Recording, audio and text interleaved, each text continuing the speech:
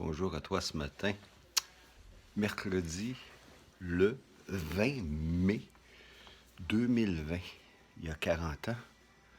Je me souviens encore, le 20 mai 1980, c'était le référendum.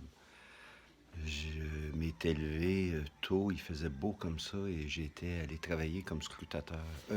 Non, représentant du oui, je pense. J'étais représentant du oui. Puis, c'est à la fin de cette journée-là, j'avais rencontré Sylvie. Je l'avais déjà vue une fois, mais on s'était rencontrés, on avait peiné ensemble la défaite. Bref, quelle époque, ça fut le début par contre d'une autre belle aventure. Donc ce matin, j'y vais, si grand-maman fait pas trop de bruit, pour notre nouvelle légende, toujours sur québécoisdesouche.info. Grand-maman met ses bas.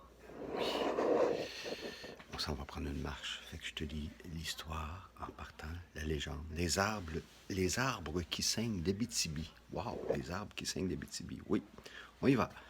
Selon bon nombre d'histoires rapportées par les bûcherons de l'Abitibi, il y aurait dans la forêt du nord du Québec des arbres ayant la particularité de saigner lorsqu'ils sont frappés d'un coup de hache. De ces entrailles s'écoulerait un liquide épais et visqueux qui s'apparente au plasma humain. L'histoire la plus étrange à ce sujet est celle d'un homme qui fut engagé dans un camp de bûcherons situé bien au nord de la Sarre. L'énergumène, qui préférait de loin boire du rhum plutôt que de travailler, prenait plaisir à blesser les arbres inutilement et à tendre des pièges aux animaux. Il blasphémait sans cesse et avait une si haute estime de lui-même qu'il méprisait les esprits de la forêt. Un jour qu'il coupait du bois dans une cédrière, ses compagnons l'entendirent hurler comme un goret que l'on égorge. Ils accoururent et assistèrent alors à un combat insolite entre le détestable bûcheron et un être invisible. L'homme recevait des coups au corps, à la figure et derrière la tête, mais était incapable de voir son agresseur. Terrorisé, il appelait à l'aide. Mais une force invisible empêcha les autres bûcherons de s'approcher de la cédrière. Après quelques minutes de cette bataille surnaturelle, les arbres se penchèrent sur le malheureux et des branches l'étranglèrent devant ses camarades ahuris.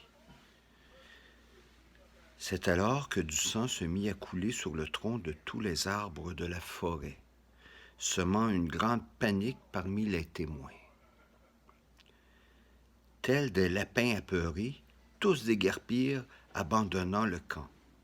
On raconte que plus aucun bûcheron ne revint jamais dans les parages, ce qui permit à cette partie de la forêt de croître en paix pendant de nombreuses années. Wow! C'était les arbres qui saignent d'Abitibi.